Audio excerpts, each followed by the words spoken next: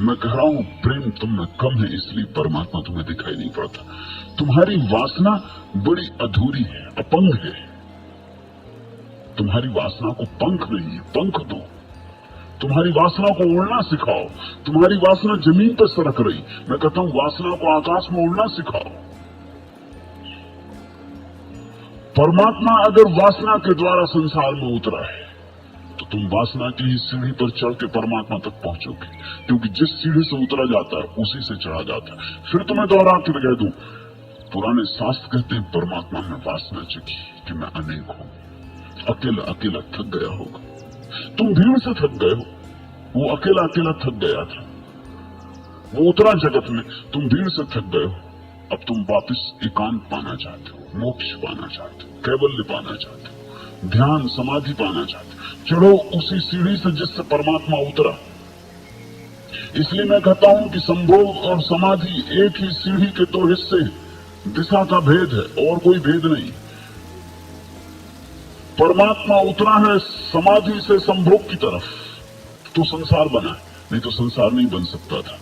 तुम चलो संभोग से समाधि की तरफ तो तुम संसार से मुक्त हो जाओ। उसी सीढ़ी से चलना होगा और कोई सीढ़ी नहीं। तुम जिस रास्ते से चल के मुझ तक आए हो, घर जाते वक्त उसी रास्ते से लौटोगे ना।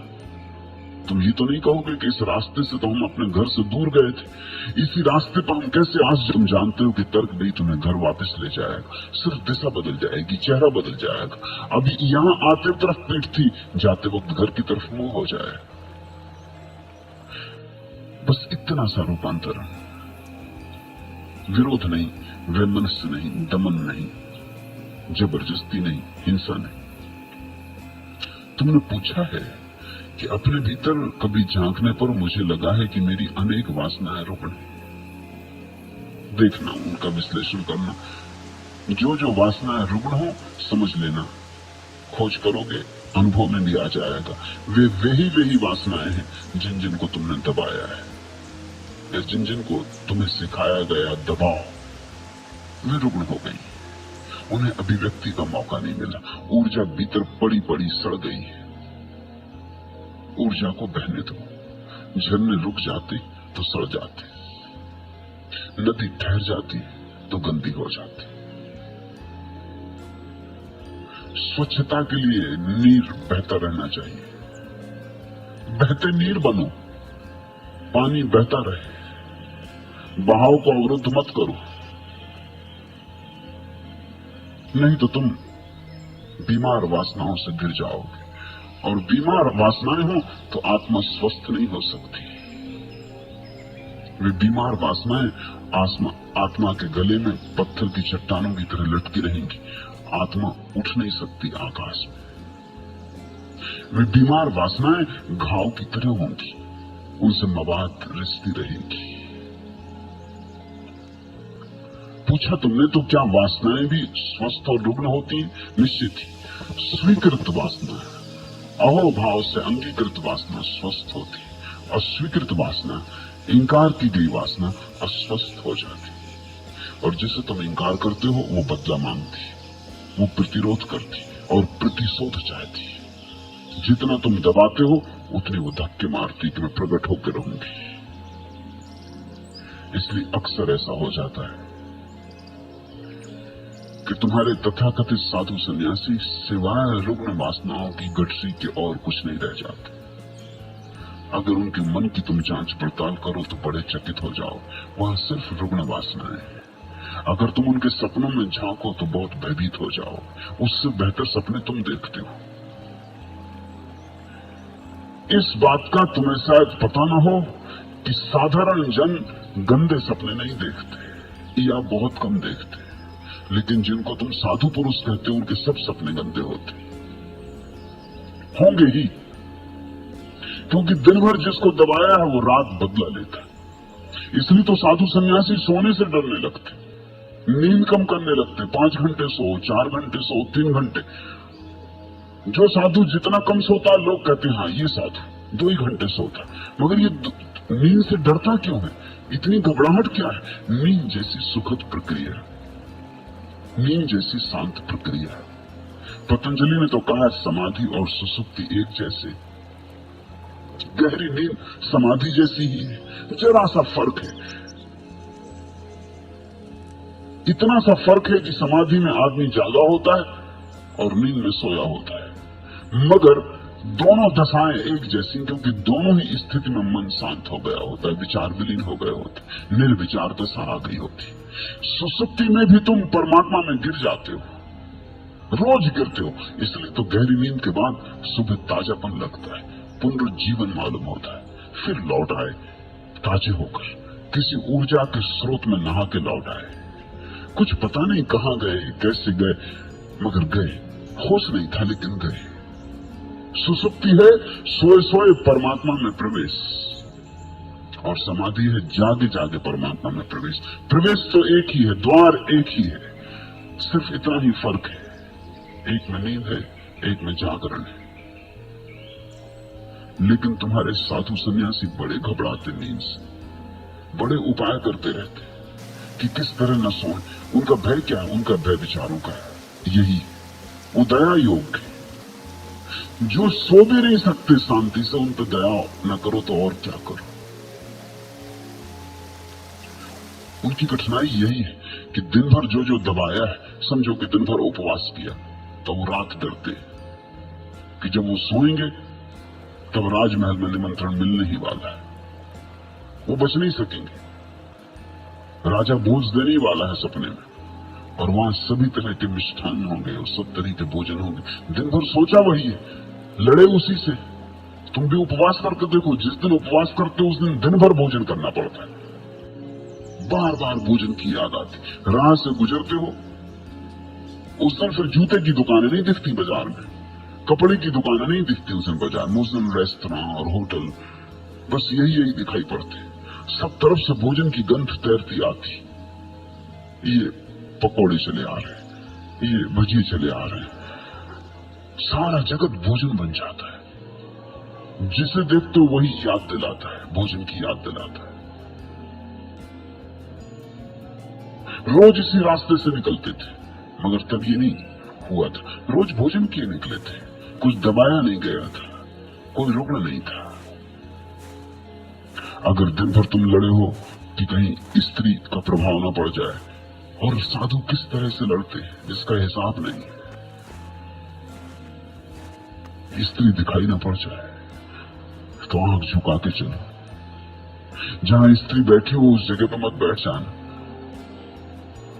स्त्री जा भी चुकी है मगर उसकी जगह पर मत बैठ जाना, वो इस जगह ही खतरनाक हो गई। तो साधु अपना आसन लेके साथ चलते हैं कि कहीं कोई किसी के आसन पर बैठना पड़े, पता नहीं कोई स्त्री पहले बैठी रही हो, फिर कहीं रोग लग जाए। अपना आसन साथ रखते, अपने पिच्छी साथ रखते, जहां बैठते वहां पहले सफाई कर ली, फिर बैठ गए देख के कि अब कोई खतरा नहीं। ऐसे डरे हुए लोग दया योग के, इनका जीवन नहीं है, जिसको मनोवैज्ञानिक कहते हैं पैरानाया, भयाक्रांत, कप रहे, 24 घंटे कप रहे कि कहीं कुछ गड़बड़ न हो जाए। और जिससे तुम डरे हो उसकी याद बनी रहती, वो सब जगह से दिखाई पड़ता है।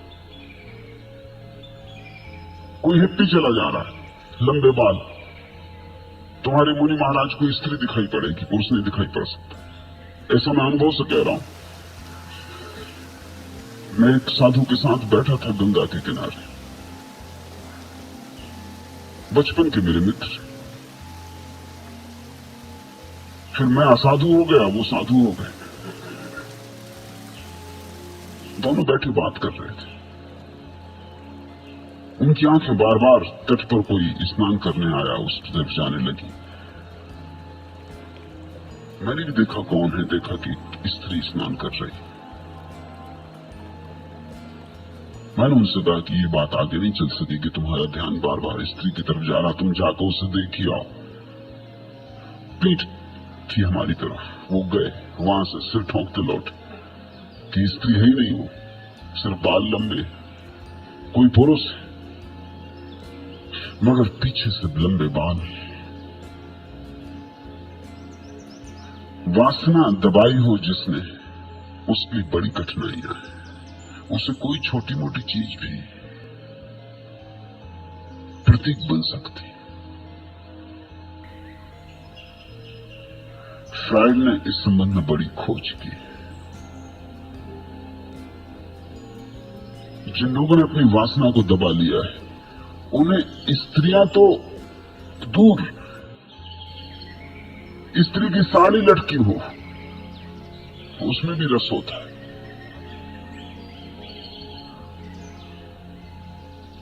जिसने पुरुष के प्रति अपनी वासना दबा ली, उसे हर पुरुष की चीज में रस हो जाता है। ये विकृति है, ये रुग्ण चित्त दशा है। तो फिर डरोगे रात सोने में, क्योंकि सोए की अड़चन हुई, सोए की घबराहट आई। जागने में तो किसी तरह अपने को संभाले रहे, संभाल चलते रहे। नींद में कौन संभालेगा? नींद में तो सब संभालना बंद हो जाएगा, और जो दिन भर दबा रहा है वो एकदम से प्रकट होगा। इसलिए तो मनस्वित कहते हैं कि तुम्हें जानने के लिए तुम्हारे सपनों का विश्लेषण करना पड़ता है। तुम इतने झूठे हो कि तुम्हारे जागरण का तो कोई भरोसा ही नहीं। तुम्हारा जागरण तो बिल्कुल प्रपंच है। तुम मनोवैज्ञानिक के पास जाओ तो वो कहता अपने सपने लाओ। रोज रोज तुमसे कहता अपने सपने लाओ, सपने लिखवाओ, सपने बताओ, सपने की डायरी बनाओ। तुम सोचते भी हो भाई तुम्हें जो पूछना मुझसे पूछ लो, सपने को क्या देखना। मनोवैज्ञानिक कहता सपने से पता चलेगा कि तुम असलियत में क्या हो। जागने में तो तुम धोखा दे सकते हो, और तुम इतने कुशल हो गए हो धोखा देने में कि दूसरों को नहीं दे सकते, अपने को भी दे सकते हो। कुछ लोग तो इतने कुशल हो गए हैं धोखा देने में कि सपने तक में थोड़ा सा धोखा कर जाते। जैसे तुम्हें अपने बाप की हत्या करनी, ऐसा तुम्हारे दिल में लगा रहता है कि बाप ने बहुत सताया, कि सता रहा है, कि बुढ़ा अभी भी जा नहीं रहा, कब जाएगा, कब नहीं जाएगा। ऐसे तुम्हारे मन में विचार चल रहे हैं। मगर पिता पिता है, और संस्कृति कहती, सभ्यता कहती आदर दो। इसलिए सब संस्कृतियां, सब सभ्यताएं कहती कि पिता को आदर दो, क्योंकि खतरा है, नहीं तो बाप बेटे के बीच झगड़ा होने वाला है, बेटे बाप को मार डालेंगे। इसको बचाने के लिए सारी सभ्यताएं, ये बड़े मजे की बात है। अगर तुम सभ्यताओं के नियम पहचानने की कोशिश करो, तुमसे राज पता चलता है कि मामला क्या है। इतनी दुनिया की सभ्यताएं हैं, अलग अलग ढंग, अलग अलग व्यवस्था, भोजन अलग, कपड़े अलग, मगर एक बात में सब राजी हैं कि बेटा बाप का सम्मान करे। अनुभव है सभी को कि अगर सम्मान ठोक ठोक के बिठाया नहीं गया तो एक न एक दिन अपमान होने वाला बेटे के द्वारा बाप का, इसलिए उसको बिठाई देना ठोक ठोक के। फिर वो इतना गहरा बैठ जाता है संस्कार। मनोवैज्ञानिक कहते हैं सपने में भी तुम अपने बाप की हत्या नहीं करते, अपने चाचा की कर देते, क्योंकि वो पिता जैसे मालूम होते। अब चाचा का कोई हाथ ही नहीं, चाचा की कोई हत्या करनी नहीं चाहता, तुम ख्याल रखना। चाचा से तो दोस्ती होती, चाचा से तो सबकी दोस्ती होती, चाचा तो प्यारा आदमी होता है। बाप जैसा होता और बाप जैसा नहीं होता, मित्रता होती, ना आज्ञा देता है, न जबरदस्ती स्कूल भेजता है, बल्कि मौका पड़ जाए तो कुछ पैसे भी दे देता है, स्कूल से निकालना हो तो छुट्टी भी निकलवा देता है। चाचा तो भिन्न तरह का आदमी होता है, चाचा को कौन मारना चाहता है। लेकिन सपने में मनोवैज्ञानिक कहते हैं पिता की हत्या करने का भाव सपने तक में आदमी रोक लेता है कि ये बात तो हो ही नहीं सकती। चाचा को मार देता है, चाचा पिता जैसा लगता है, वो प्रतीक बन जाता है। तुम ख्याल करना, मनोवैज्ञानिक कहते हैं कि सपने तक में धोखा शुरू हो गया है, आदमी का धोखा इतना गहरा चला गया है। लेकिन सपनों में फिर भी तुम्हारी प्रामाणिकता का पता चल जाता है। अगर तुम्हारे 3 महीने तक के सारे सपने तुम खोल कर रख दो तो तुम्हारी आत्मकथा हो जाएगी, असली आत्मकथा। असली आत्मकथा उन बातों की नहीं है जो तुम जाग के सोचते हो, उन बातों की जो तुम सो के सोचते हो, क्योंकि उससे पता चलता है तुम कहां हो। और बड़ी उल्टी बात होगी, ऊपर ऊपर तुम कुछ थे, भीतर भीतर तुम कुछ थे। ऊपर ऊपर तुम इतने शांत थे और भीतर तुमने हत्याएं कर दी। ऊपर ऊपर तुम इतने भले मालूम होते थे और भीतर भीतर तुमने क्या नहीं था जो नहीं किया। बड़े से बड़े अपराधी जो करते हैं वो हर आदमी अपने सपने में कर लेता है, सपने में तृप्ति मिल जाती है।